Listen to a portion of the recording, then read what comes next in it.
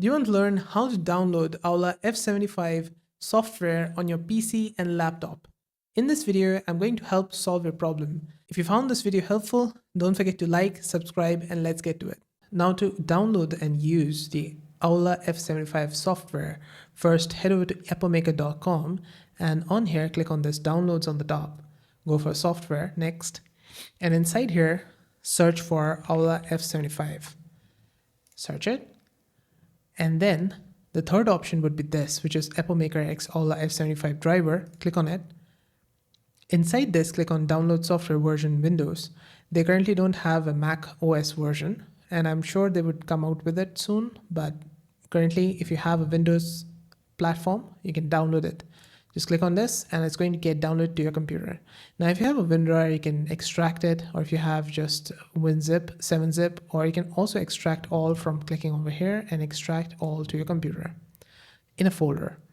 Now, I'm just going to click on it and go to exe file and install it to my computer. So click on yes and OK. Now click on next, choose a folder where you want this to be installed. Click on next, next, and then install it. I'm just going to click on cancel because I've already got it installed on my computer. I'm going to go here, go to Aula F75. I got this app installed. Click on it and it's going to give you this. Now inside it, we got the first option, which is global. You can see the device info, change the language. They got these three options. They've got a Korean and I think this is Chinese. Looks Japanese, but I'm not sure. And they got the startup, so you can start the software up. It can auto run it. This software is going to auto start when you start up your device. There's exit, so it resides in system tray area. When you click on X button, it can either exit or reside in the system tray area, which is here. There's tap sensitivity, you can select that. There's sleep sensitivity and debounce, or you can also reset. You can reset the device to factory setting by clicking over here. Now on the left hand side, we got this, which is key assignment. I can set different profiles here, click on plus, click on delete to delete the profiles and such. So over here, I can click on P, and on the keyboard, I can select a key to assign this P to. So P key to. So if I press here on up arrow key and I assign it, to assign it, all you have to do is click on P here and click on up in the keyboard section here. And it's going to say this, so default is P, current is up.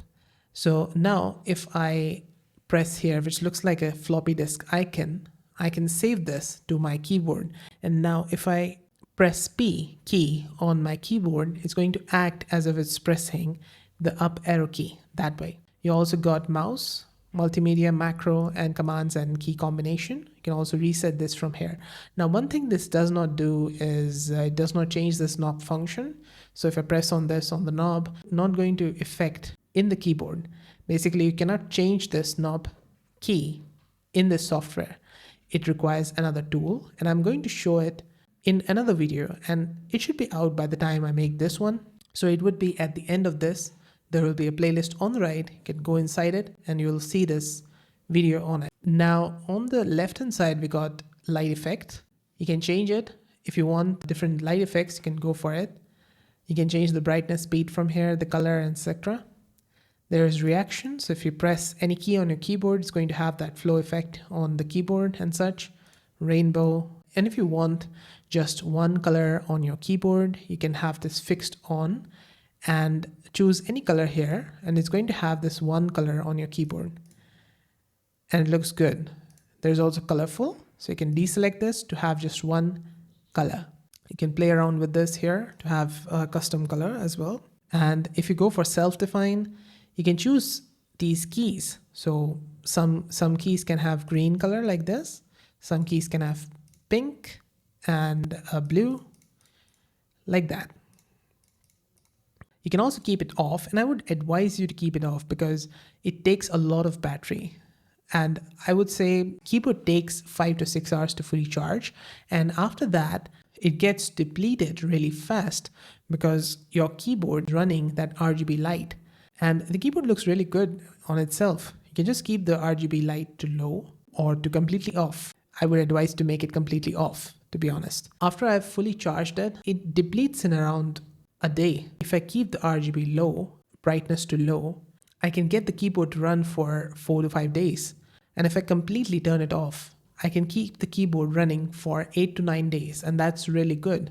That's the best thing. Now on the left hand side, we got this, which is effect, which says effect, which is actually effect. This is like the text is not correct. And what this does is react to your audio on your computer. If there's some music playing on your computer, it's going to have that effects on it. I'm going to show you how it works. So let's say I click on here and I turn it on and I go to my YouTube music. I play one of these music here. On my keyboard, it's currently reacting to that music. And you can see on the right hand side, you got this preview.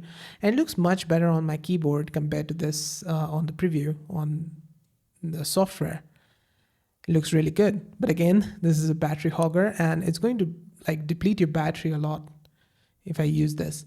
You got multiple options here. You can choose from this. This looks the best. Dazzling Rock also looks good on the keyboard. And I can turn it off from here. I would advise you to keep it off.